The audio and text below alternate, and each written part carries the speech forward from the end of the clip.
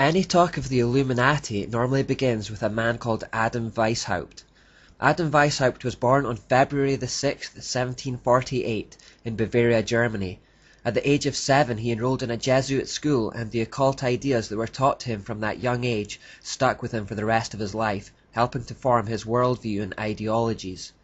As he grew up, he also studied classic religion, which is a euphemism for Gnosticism and other ancient forms of the mysteries. Thus by the time Weishaupt reached adult maturity, he was very well versed in the occult.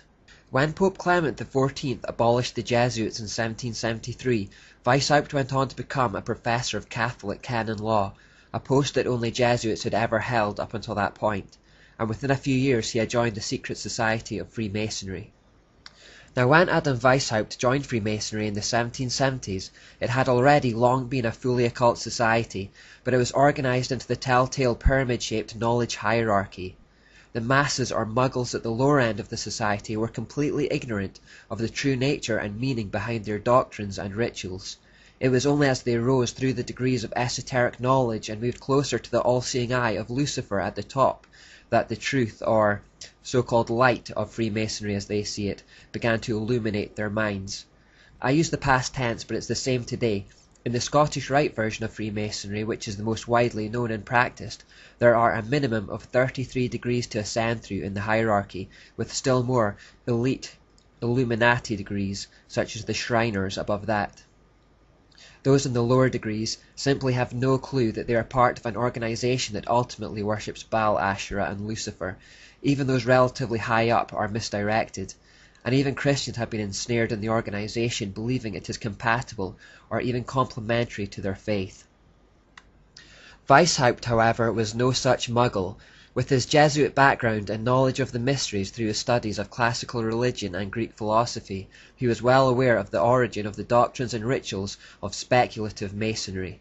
Therefore, on May the 1st, 1776, just 3 years after the Jesuits were formally shut down, he attempted to form his own elite secret society within a secret society. He would base it on the exact same principles and techniques of the Jesuit order.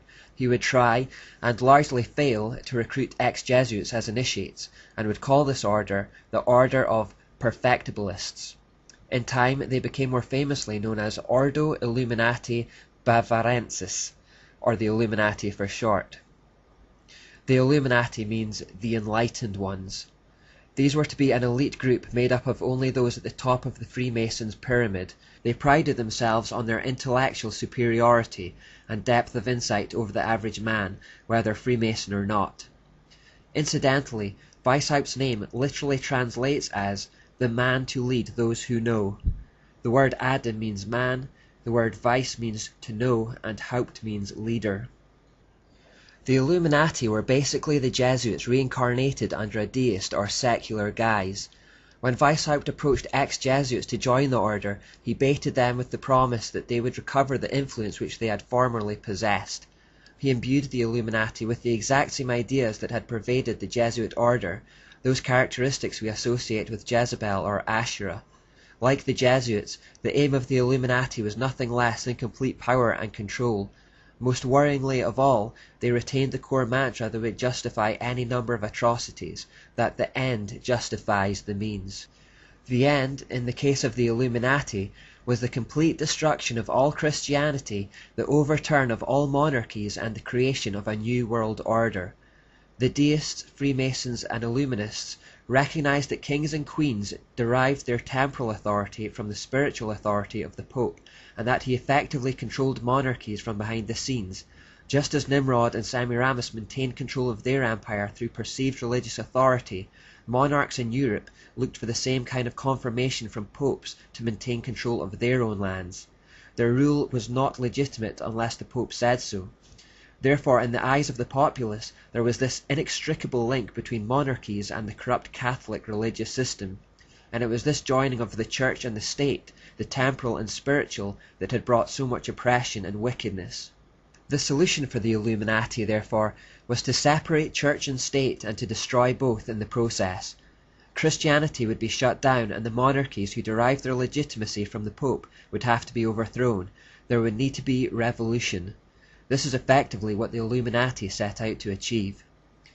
Professor John Robinson, a Freemason who claims he was approached by the Illuminati to join the elite order, wrote in his book Proofs of Conspiracy in 1797, "The Illuminati were conceived, organized, and activated by professionals and intellectuals, many of them brilliant but cunning and clever, who decided to put their minds in the service of total evil. A conspiracy conceived not by Masons as Masons, but by evil men using Freemasonry as a vehicle for their own purposes. I have found that the cover of a Masonic lodge has been employed in every country for venting and propagating sentiments in religion and politics that could not have circulated in public without exposing the author to great danger. I found that this impunity has gradually encouraged men of licentious principles to become more bold and to teach doctrines subversive of all our confidence in the moral government of the universe. I have been able to trace these attempts made under the specious pretext of enlightening the world by the torch of philosophy. I have observed these doctrines gradually diffusing and mixing with all the different systems of Freemasonry till at last an association has been formed for the express purpose of rooting out all the religious establishments and overturning all the existing governments of Europe. The primary goal of the Illuminist is to get the possession of riches, power and influence without industry, and to accomplish this they want to abolish Christianity, and then universal profligacy will procure them the adherence of all the wicked and enable them to overturn all the civil governments of Europe, after which they will think of farther conquests and extend their operations to the other quarters of the globe." Just a quick interjection to point out the important statement made that abolishing Christianity would lead to universal profligacy. This is still true today. The spiritual temperature of a city, nation, and continent largely depends on the spiritual temperature of the Christian Church. If we find our culture falling into wickedness, it is probably because our churches are failing. While just our mere presence on the earth is slowing the rate of decay and acting as a barrier to Satan, we have been told to be salt and light. How salty we are will preserve morals and standards in our society, and how brightly we shine will determine the kind of place we live in. We need to shake off apathy and fear and learn how to be both salt and light again today.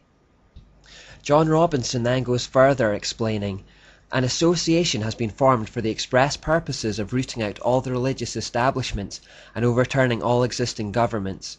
The leaders would rule the world with uncontrollable power, while all the rest would be employed as tools of the ambition of their unknown superiors." Robinson is describing an occult hierarchy here, a few elite, illuminated ones ruling over a mass of muggles, except this time it's on a global scale. Weishaupt was well aware that Freemasonry was the perfect vehicle for the Illuminati simply because of its secrecy. He says, "The great strength of our order lies in its concealment.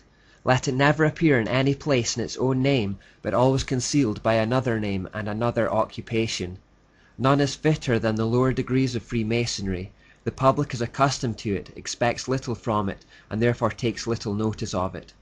Next to this, the form of a learned or literary society is best suited to our purpose, and had Freemasonry not existed, this cover would have been employed." Freemasonry was chosen because the public already knew about it and thought it harmless. Its origins as a trade union for craftsmen meant the average person thought nothing of it, and this was the perfect cloak of cover